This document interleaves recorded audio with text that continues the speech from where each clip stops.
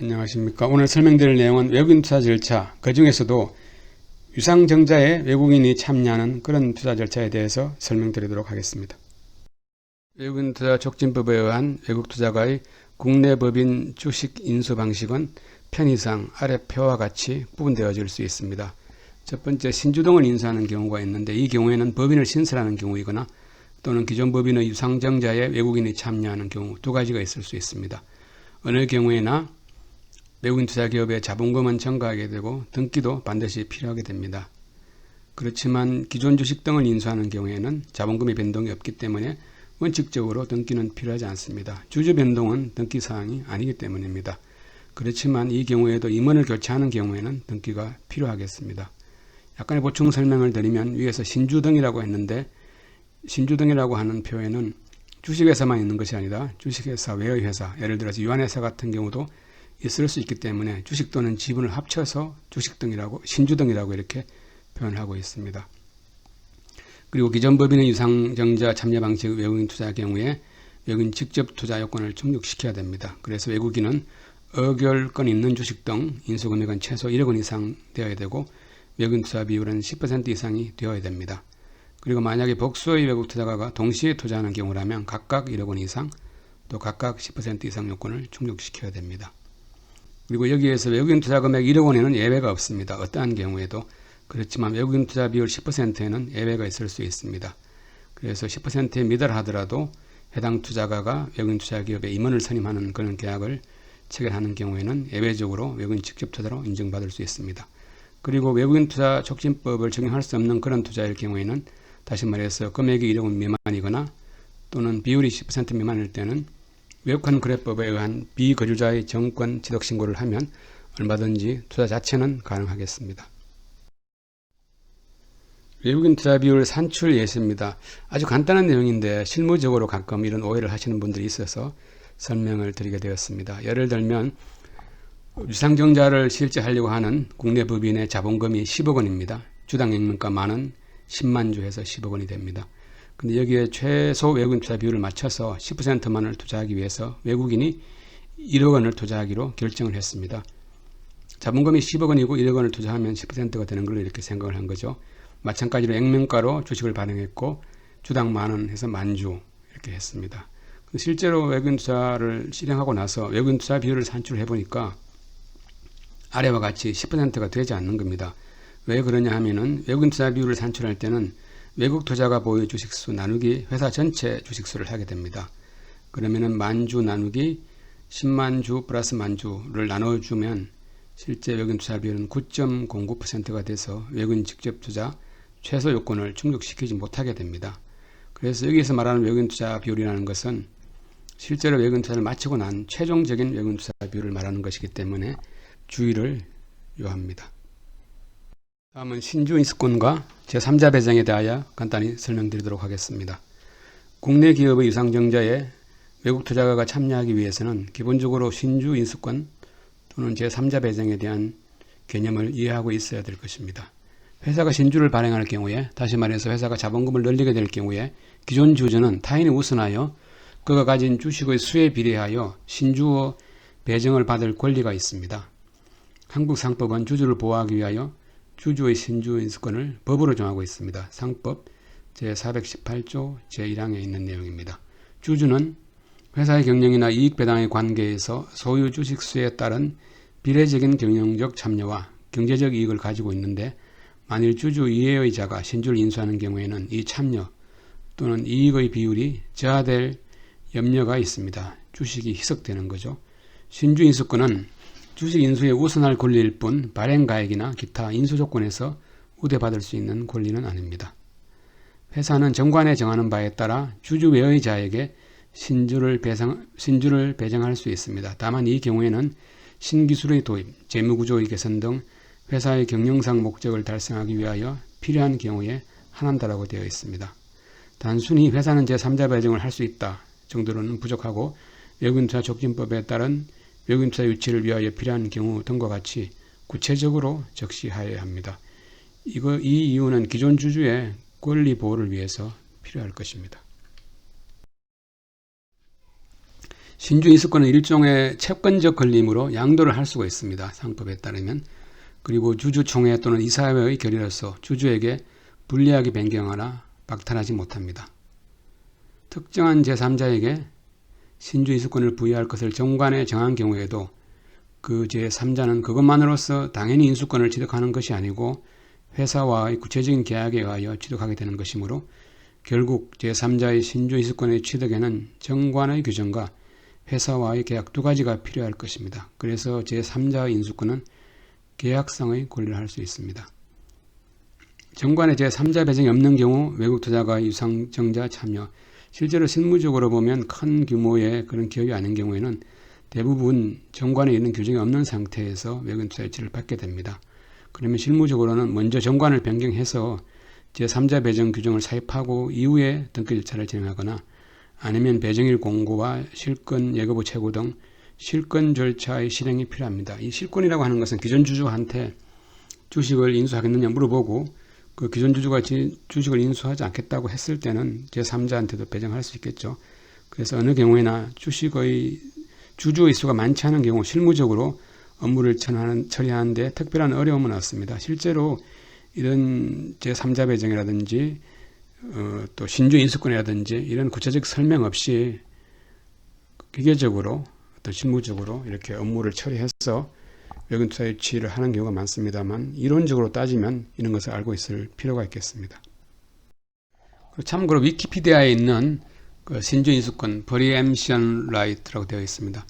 그래서 이걸 제가 일일이 다 해석한다는 건 크게 의미는 없고 간단하게만 살펴보면은 이 preemption right라고 하고 right of preemption 또 first option to buy 이렇게 답니다. 이것은 어떤 자산을 그런 자산이 새로 생겨날 때 다른 사람들보다 우선해서 할 수 있는 거다 그렇게 되어 있고 그 다음에 기존에 있는 그런 자산을 취득할 수 있는 권리 다른 사람에 우선해서 종종 이것을 right of first refusal 첫 번째로 거절할 수 있는 권리다 그런 말도 합니다. 왜냐하면 신주인수권이라는 것은 먼저 물어보고 안 하겠다고 하면은 다른 사람한테 권리가 가는 것이니까요. 그래서 실무적으로는 가장 많이 사용되는 그런 preemption right라고 하는 것은 기존에 있는 주주들이 회사가 새로 발행하는 주식을 인수할 때 적용되는 것들이다. 그런 내용의 쓴 설명이 있습니다. 이런 맥락에서 preemptive right라고 하는 것은 주식 인수권 또는 주식 인수 특권이라고 부를 수 있다. 그래서 이것은 의무가 아니라 권리이며 기존에 있는 주주들이 그 주식들이 다른 사람들에게 제공되기 전에 먼저 새로운 주식을 살 수 있는 그런 권리이다. 이런 방식을 통해서 기존에 있는 주주들이 자기네들의 주식 보유 비율을 보유할 수 있고 결과적으로 주식의 희석을 방지하는 효과가 있다. 그리고 많은 주리스딕션은 국가하고 비슷합니다만 그것보다는 좀 더 적은 개념으로 보시면 될 것 같습니다. 우리나라가 그 EU가 조세회피 지역으로 지정이 되어서 법인세 감면을 폐지하게 됐는데 그때도 보면은 주리스딕션이라고 이렇게 표현을 했습니다. 그래서 주리스딕션별로 좀 다른데 예를 들면 홍콩하고 중국과의 관계를 좀 보면 될 것 같습니다. 홍콩은 중국의 일부이지만 홍콩에만 적용되는 건 별도의 법률 체계가 있으니까 홍콩이 한 주리스딕션이 되는 거죠. 그래서 많은 주리스딕션에서 이런 주식 인수권은 자동적으로 법에 의해서 부여가 되고 있다. 예를 들면 영국 같은 경우에 그렇다. 그렇지만 어떤 그 주리스딕션에서는 이것은 constitutional document, 정관이라고 해야 되겠죠. 그런 관련된 회사의 정관에 의해서만 이런 권리가 부여되고 있다. 예를 들자면 미국 같은 곳이 있다. 실제로 미국은 신주 인수권이 자동적으로 부여되는 것은 아니고 주별로 조금씩 차이가 있다고 합니다. 그래서 이렇게 표현한 것 같고, 그래서 이런 조항들의 그 효과라고 하면 회사가 새로운 주주한테 이렇게 바로 할당할 수 있는 것은 아니고 언제부터 할당을 할 수 있냐면 먼저 기존에 있는 주주들에게 주식을 할당하고 나서 그 다음에 인수를 하지 않는다면 그럴 때 새로운 주주에게 할당할 수 있다. 그런 내용이 되겠습니다. 유상증자를 통한 주식 인수 방식의 외국인 투자 절차입니다. 첫 번째 단계는 합작 투자 계약을 체결하게 될 것입니다. 그리고 두 번째로 외국인 투자 신고를 하게 되는데 신고 접수는 수탁기관에서 받고 있습니다. 수탁기관이라고 하면 외국인투자 촉진법에서 산업통상자원부 장관이 외국인투자 신고 접수 업무를 받을 수 있도록 위탁한 기관을 말합니다. 그래서 이 수탁기관에는 대한무역투자진흥공사나 외국한 은행을 말한다고 보시면 되겠습니다. 실무적으로 현재 회사의 주거래 은행에 신고를 하시는 것이 가장 편리할 것입니다. 신고의 주체는 법인 투자가라면 외국 법인의 대표가 될 테고 개인 투자자라면 외국 개인 본인이 될 것입니다. 직접 출석해서 신고를 해야 하고 현재 온라인 신고는 가능하지 않습니다. 신고서 양식은 외국인투자 촉진법 시행규칙 별지 제1호 서식, 주식 등의 지적 또는 출연 방식에 의한 외국인투자 신고서를 사용하면 됩니다. 신고서 작성 방법은 뒤에 샘플을 가지고 설명을 드리겠습니다. 그럼에도 불구하고 잘 이해되지 않는 부분이 있는 경우에는 신고서 접수를 받는 창구에서 문의하시면서 작성하셔도 얼마든지 가능하겠습니다. 첨부 서류입니다. 국적증명서라는 것이 있는데 외국 투자가가 개인이면 여권사본, 법인이면 법인등기부등본이나 사업자 등록증에 해당하는 그런 서류면 되겠습니다. 그리고 이것은 단순 복사본이면 되고 공정은 필요하지 않겠습니다.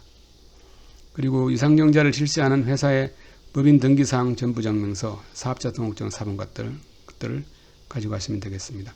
그리고 대리인이 신고하는 경우에는 위임장이 필요한데 위임장 샘플도 뒤에서 설명드리겠습니다. 특히 위임장은 특별히 정해진 양식은 없습니다. 그래서 임의로 작성해도 무방하지만 위임받는 업무 중에 외국인투자 신고 등은 반드시 포함되어 있어야 할 것입니다.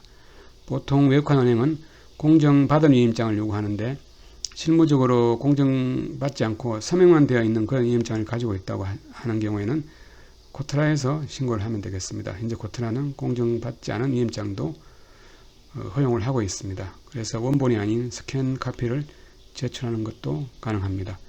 그리고 꼭 필요한 경우에는 이후에 그 회사의 거래 은행을 수탁기관으로 변경할 수 있습니다. 우선에 코트라에서 신고를 하게 되면 자동적으로 코트라가 수탁기관이 될 텐데 필요에 의해서 이후에 거래은행으로 수탁기관을 변경할 수 있다. 그런 내용이 되겠습니다.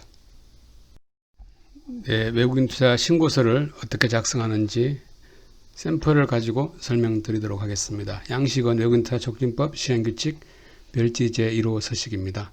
제목이 주식 등의 취득 또는 출연 방식에 의한 외국인 투자 신고서, 허가 신청서 이렇게 되어 있는데 이 경우에는 신고서에 체크를 하시면 되겠습니다. 허가 신청을 하는 경우에는 아주 특별한 경우입니다. 방위 사업체에 주식을 인수하는 경우 같은 경우에는 산업통상자원부 장관의 허가를 받도록 되어 있는데 그런 경우가 아니면 대부분의 경우에는 신고서에 체크를 하시면 됩니다. 그다음에 외국 투자가입니다. 외국 투자가는 외국에서 한국으로 투자를 하는 것은 주체를 말하는 거죠. 이 경우에는 어드밴스드 테크놀로지 LLC 회사 이름이 이렇게 되어 있습니다. 그리고 국적은 USA로 되어 있고 주소를 보시면 유니버시티 드라이버 페어팩스 되어 있고 전화번호를 적으시면 됩니다. 703 이렇게 적으시고 그다음에 외국인 투자 기업, 한국 기업 다시 말해서 투자를 받는 회사를 말하는 거죠. 회사의 상호는 주식회사 첨단 자동차 부품이라는 회사입니다. 영문 상호는 어드밴스드 오토 파츠 컴퍼니 리미티드. 영문 상호가 없으면 비워두시면 됩니다. 여기서 영문 상호가 있느냐 없느냐의 기준은 회사가 임의로 정한 것일 수도 있지만 공식적으로 영문 상호를 인정받기 위해서는 법인 등기부 등본상의 회사 상호 옆에 괄호 안에 영어로 표기되는 것이 공식적인 영문 상호가 되겠습니다. 회사가 신청하면 영문 상호를 등기할 수 있습니다. 이 회사의 사업자 등록번호를 적으시고 그 다음에 6번은 주소입니다. 본사는 서울시 서초구에 있고 공장은 평택에 있는 그런 회사입니다. 그리고 근본투자지역이 있는데 근본투자지역은 이번에 유상증자를 해서 그 돈이 어디에서 주로 집행되는지를 적는 겁니다. 그래서 이 경우에는 공장을 증설하는 경우라서 근본투자지역은 평택 공장 주소를 이렇게 적게 됩니다. 근데 여기에서 근본투자지역의 의미가 특별하게 더 있는 경우는 어떤 경우냐면은 지금처럼 본사와 근본투자지역이 다른 경우입니다. 근데 우리가 지자체는 서로 투자 유치를 하기 위해서 선의의 경쟁을 하고 있습니다. 근데 이런 경우에 근본투자지역을 적어주지 않으면 이 투자 금액은 서울시의 통계로 잡히게 됩니다.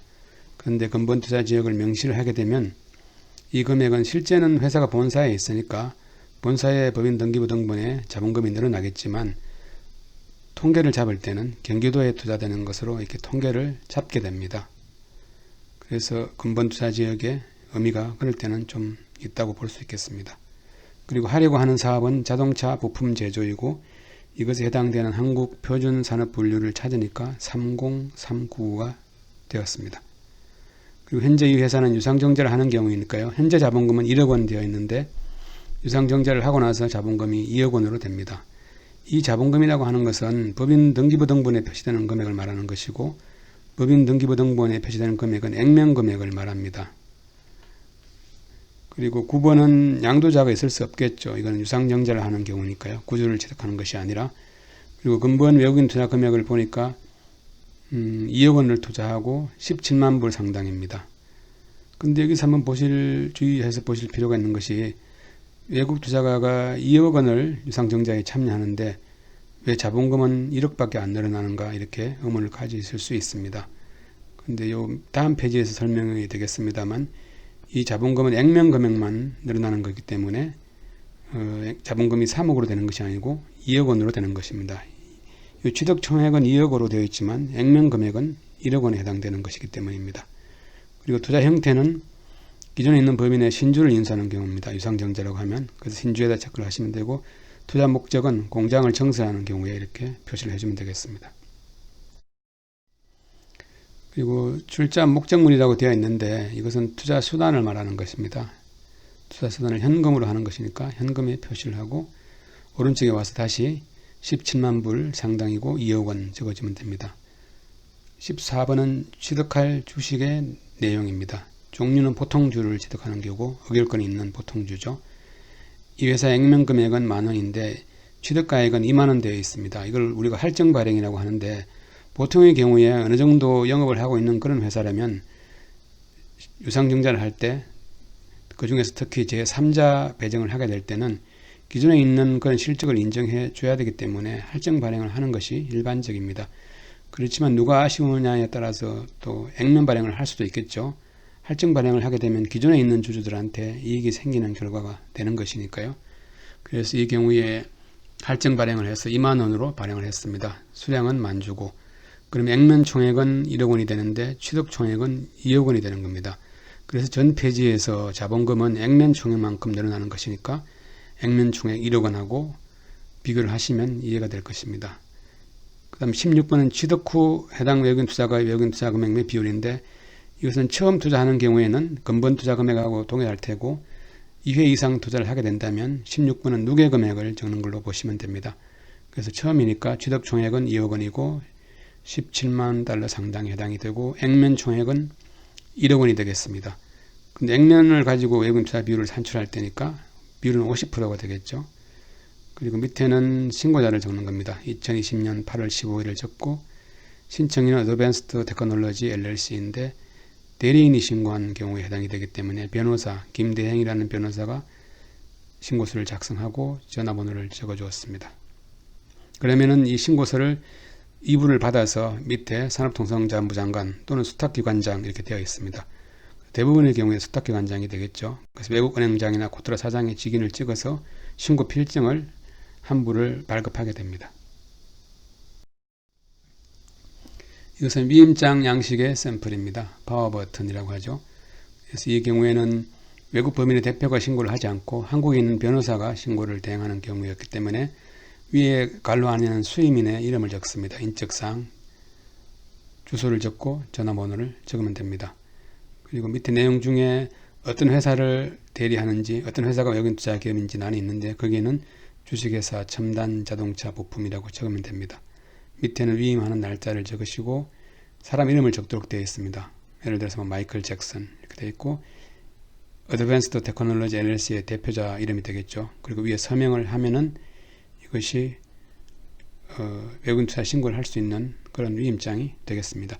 여기 나와 있는 내용은 크게 구애받지 마시고 대충 형식적인 요건만 갖추면 내용을 하나하나 읽어보고 따지지 않고 위임장이 있는 걸로 간주를 하고 외국인 투자 신고를 하실 수가 있다고 보시면 됩니다. 다음으로는 등기를 하게 됩니다. 변경 등기, 우리가 정자 등기라고 하겠죠. 이런 등기는 반드시 필요할 겁니다. 자본금이 늘어나니까. 그래서 통상 이런 등기를 직접 하는 것이 아니라 다른 업체에 맡겨서 하게 되는데 주로 한국에서는 로펌이라든지 또 어카운팅 펌, 변호사, 법무사 이런 분들에게 등기를 의뢰하게 됩니다. 특히 이 중에서 어카운팅 펌 같은 경우에는 사실은 회계법인이니까 공식적으로 이런 등기 업무를 신청할 수는 없죠. 그런데 회계법인 내에 인하우스 로이어라고 하나요? 그런 로이어가 있는 경우가 있거나 아니면은 거래하는 그런 법무사라든지 또 변호사가 있을 수 있습니다. 근데 단순한 등기라면 일반적으로 어카운팅 펌에 맡기지는 않겠지만 이런 유상증자 등기를 외국인 투자하는 경우에는 등기뿐만 아니라 여러 가지 부수적인 내용들을 알 필요가 많이 있습니다. 그래서 자문을 받다 보니까 자연스럽게 이런 어카운팅 펌에서도 변경 등기 신청을 편의상 받는다, 그렇게 보시면 되겠습니다. 그 다음에 반드시 그런 건 아니지만 이렇게 유상증자를 하게 된다면 임원 정도는 한 명 이렇게 파견을 할 수 있습니다. 외국 회사에서. 그런 경우에는 이 정자 등기를 할 때 임원 선임 등기를 같이 하시면 비용을 아무래도 절감하실 수 있을 겁니다. 물론 시간상 그런 여유가 없다면 우선에 변경 등기를 하고 이후에 임원을 파견해서 임원 선임 등기를 별도로 하시는 것도 얼마든지 가능하겠습니다. 회사가 유상증자를 하면서 주식을 고가로 발행하게 되면 기존에 있는 주주가 정예세를 납부하게 되는 경우가 있습니다. 예를 들어서 한번 설명을 해보겠습니다. 재벌 회장의 자녀가 회사를 설립합니다. 그리고 이후에 유상증자를 하면서 재벌 회장이 직접 그 회사의 주식을 고가로 인수할 수 있습니다. 그렇게 되면은 주식 발행 초과금 상당액에 자녀가 보유하고 있는 주식 비율을 곱하여 산출되는 금액만큼을 자녀가 정여받은 것으로 간주될 수 있습니다. 그래서 정의세를 내게 되는 거죠. 그래서 이것을 엄격하게 말하면 민법상 정의가 아닙니다. 왜냐하면 실제 정의가 일어나지 않은 거죠. 그런데 세법에서는 일정한 과세 요건에 해당이 되면 정의세를 과세하게 됩니다. 그래서 납세자의 항변에 의해 결과가 바뀌지 않는다고 합니다. 정의의제는. 반면에 정의 추정은 납세자의 입증을 통해 과세를 피할 수도 있다, 이렇게 되어 있습니다. 정의 추정은 대표적으로 이런 겁니다. 아버지와 아들 간에 고가의 아파트를 거래했는데 세무서에서 보니까 이것이 아무래도 정의 같다. 그래서 자금 출처 조사를 하게 됩니다. 그럴 경우에 자금 출처를 입증을 한다면 정의 추정이 깨어지고 정의로 보지 않게 되는 거죠. 그렇지만 정의의제는 조건에 맞으면 무조건 정의에 해당된다고 보고 정의세를 납부하여야 합니다. 근데 실제로 이것은 정의가 일어난 건 아니죠. 그냥 계산상으로만 정의가 일어난 것으로 보는 거고 실현되지는 않았지만 나중에 이것을 주식을 팔게 되면 그만큼 양도 차익이 많이 생겨서 양도세를 낼 텐데 어차피 그때까지 기다려주지 못하고 이런 유상증자가 일어날 당시를 정의가 일어난 걸로 보고 정의세를 납부하게 됩니다. 그래서 위에 이런 관계 때문에 외국인 투자기업이 투자를 받으면서 할증 발행을 하게 되는 경우에도 기존에 있는 주주들이 혹시 정의세를 내는 거 아닌가 그런 우려가 있어서 질문을 많이 하게 되는 것 같은데 실제로는 그렇지 않다고 보시면 맞겠습니다. 밑에 내용을 보시면 내국 법인이 유상증자를 하면서 외국 투자가가 고가로 주식을 인수하는 경우에 특수관계자 간의 거래가 아닌 경우, 다시 말해서 기존에 있는 주주와 외국 투자가하고 특수관계자 간의 거래가 아니겠죠, 대부분. 그럴 때는 정의의제에 해당될 여지가 없겠습니다. 다만 기존 주주가 주식을 양도하는 경우에 나중에 훗날에 주식을 양도하게 된다면 그만큼 그 주식의 가치가 높기 때문에 양도 차익은 많이 발생할 겁니다. 그럴 때 양도 소득세 형태로 세금을 납부하면 되는 것이지 그런 유상증자가 일어날 당시에 정의의제에 해당이 되어서 정의세를 납부할 일은 없을 겁니다. 이익이 실현될 때 세금을 납부하는 것이 맞겠습니다. 그래서 이 상속세 및 정의세법 제39조에 보면 정자에 따른 이익의 정의라는 부분이 있는데 혹시라도 확실하게 이해가 되지 않으신다면 이 조문을 한번 보시면 될 것 같습니다. 다음은 외국인이 임원으로 취임하려는 경우 취임 승낙서 준비에 대한 내용입니다. 그래서 유상증자를 하면서 외국 투자가가 한 명 정도 외국인을 임원으로 파견하게 된다면 취임 승낙서를 준비해 가지고 와야 임원으로 선임 등기가 될 수 있습니다. 근데 이것이 자세히 설명드리자면 굉장히 긴 내용인데 그래도 주로 외국 투자가가 유상증자에 참여할 경우에 새로운 임원이 외국인 임원이 선임되는 경우가 많아서 간단하게만 한번 설명을 드려보겠습니다. 외국 투자가가 어느 나라 국민인지에 따라서 좀 구분되어집니다. 첫 번째는 아포스티유 협약 가입국 국민인 경우, 아포스티유는 이런 문서를 서로 상호 인정해주는 그런 뭐 협약이라고 보시면 되고, 영어로는 뭐 파스 이렇게 발음이 되는 것 같습니다만 불어로 발음해서 아포스티유가 되는 것 같습니다. 이런 협약이 있는데 한국은 오래전부터 이렇게 협약을 가입한 나라입니다. 그런데 아포스티유 협약에 가입하지 않은 그런 나라들도 있습니다. 대표적으로 보면은 중국이라든지 싱가포르, 캐나다, 말레이시아 이런 나라는 무슨 연유인지는 잘 모르겠습니다만 이는 아포스티유 협약에 가입되어 있지 않은 상태입니다. 그래서 서류를 준비하는 절차가 조금 상이한데 아포스티유 협약에 가입한 나라들은 먼저 취임 승낙서라는 것을 만들어서 그것을 공정을 받습니다. 노트리제이션이라고 하죠. 공정은 뭐 노트리 퍼블릭 이런 데서 받고, 미국 같은 데서는 보니까 은행에서도 이렇게 공정을 하는 것 같습니다. 공정을 받는 것은 그게 어렵지는 않은 것 같습니다. 공정을 받고 그 다음에는 아포스티유 협약에 가입된 나라의 국민들이 취임 승낙서를 만든 경우에는 아포스티유 확인을 받습니다. 협약에서 정한 각국 정부기관이 확인해 주는 것을 아포스티유 확인이라고 합니다. 반면에 아포스티유 협약에 가입하지 않은 나라들은 어떻게 하는 것이냐면은 첫 번째 공정을 받는 것은 동일합니다. 그리고 그 공정받은 서류를 가지고 해당 국에 소재하고 있는 우리나라 영사의 확인을 받으라고 되어 있습니다. 그런데 우리나라 영사의 확인을 받으러 가면 이번에 있는 절차는 공식적으로 이렇게 한다고는 되어 있지 않습니다만 실무적으로 자연스럽게 두 번째 절차가 추가가 됩니다. 그래서 한국에 있는 해당 국 소재 우리나라 영사는 외국인에게 뭐라고 말을 하냐면은 내가 이 서류를 보니까 이것이 적법하게 공정이 된 건지 확인하기가 나도 좀 어렵다. 그래서 그 당신네 나라 정부의 확인을 이렇게 받아오라고 합니다. 그러다 보면은 자연스럽게 2번이 추가가 되는 거죠. 그래서 총 3단계 절차를 거치게 됩니다. 그리고 비고 내용을 한번 보겠습니다. 만약에 외국인 본인이 입국 가능하다면 한국에서 취임 승낙서를 만들어서 공정을 받으면 되기 때문에 위에 있는 이런 복잡한 절차를 거치지 않아도 됩니다.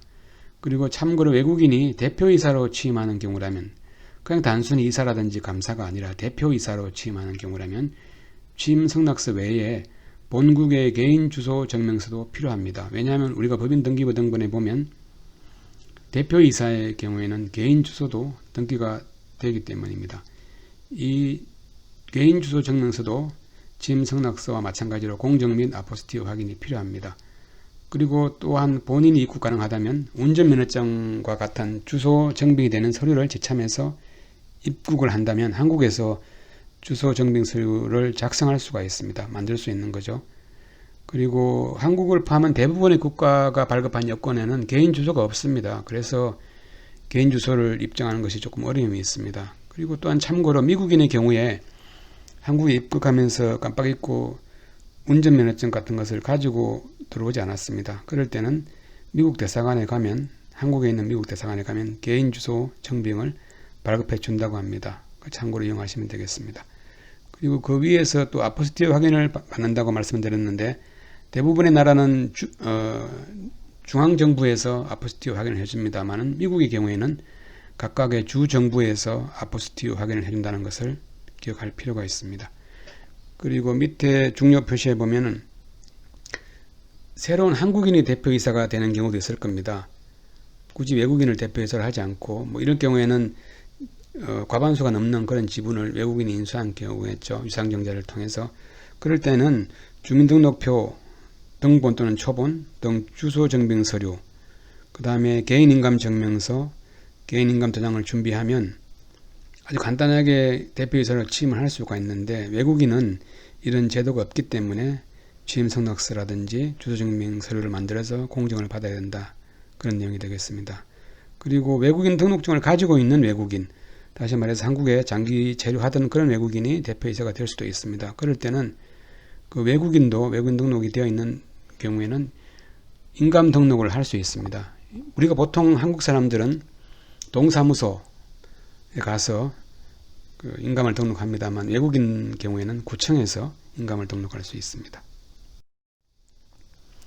다음 네 번째 단계로는 만약에 대표자가 변경된 경우라면 사업자 등록증도 변경을 해야 됩니다. 사업자 등록증에 보면 대표자 이름이 있으니까요. 그 다음에 다섯 번째 단계로는 외국인 투자기업을 등록하게 됩니다. 유상증자를 통해서 외국인의 지분을 취득하였기 때문에 그 회사는 공식적으로 외국인 투자기업이 되는 거겠죠. 그래서 접수는 당초 외국인 투자 신고를 하였던 곳에 신청을 하면 됩니다. 신청서는 외국인투자촉진법 시행규칙 별지 제17호 서식 외국인투자기업 등록 신청서를 작성해서 제출하시면 되고, 신청의 주체는 외국인투자기업의 대표가 되겠습니다. 첨부 서류로서는 주주명부는 회사가 작성해서 법인인감을 날인하는 것입니다. 주주명부가 있어야 외국인이 정확하게 몇 % 지분을 보유했는지 알 수 있을 테니까 회사가 주주명부를 만들어서 가지고 갑니다. 그리고 은행이 발행한 외화매입증명서, 환전증명서죠. 쉽게 말하면. 근데 환전증명서인데 은행 입장에서는 자기네들이 외화를 매입한 거기 때문에 은행이 발행한 외화매입증명서를 외국인투자기업 등록신청서 첨부 서류로 제출해야 됩니다. 그런데 수탁기관이 은행이라면, 해당 은행에서 외국인투자기업을 등록하는 경우라면 별도로 있는 것을 발급받고 신청하는 것이 아니라 그 은행에서 확인을 해서 외국인투자기업 등록이 될 것입니다. 외국인투자기업 등록 신청서 작성 샘플입니다. 이 경우에는 신규 등록이니까 신규의 등록에다 체크를 하게 될 테고, 앞에서 신고했던 내용하고 일치해야 될 것입니다. 외국투자가는 어드밴스드 테크놀로지 LLC고 SPC 여부에는 아니요. 이것이 왜 아니온지 설명드리려면은 시간이 좀 걸릴 텐데 그렇게 설명드릴 가치도 없는 내용입니다. 그냥 아니오에 하시면 되겠습니다. 외국인투자기업 내용이 있는데 상호는 첨단 자동차 부품 하시고, 또 SPC 여부를 물어보는데 아니요 하시면 됩니다. 사업자 등록번호 적어주시고, 주소, 신고했을 때 적었던 주소하고 동일합니다. 본사는 서초구 헌농로에 있고 공장은 평택시에 있습니다. 홈페이지는 이렇게 되어 있습니다.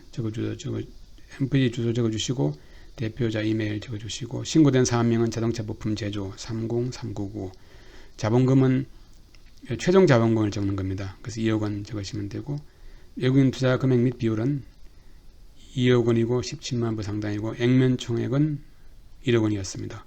50% 최종 비율이 되고, 상시 근로자 수는 10명 늘어나게 되었습니다.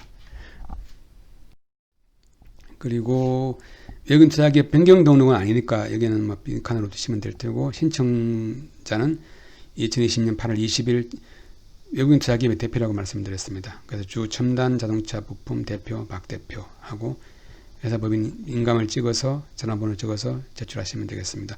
그리고 참고로 보통 구주 취득 같은 경우에는 처음에 신고할 때 외국인 투자기업 법인 등기부 등본을 제출하면 등록할 때 다시 제출하지 않아도 되는 경우가 많겠습니다만, 이 경우에는 자본금의 변동이 생겼으니까 외국인 투자기업을 등록할 때 법인 등기부 등본, 자본금이 변경된 법인 등기부 등본을 한 번 더 제출하셔야 합니다.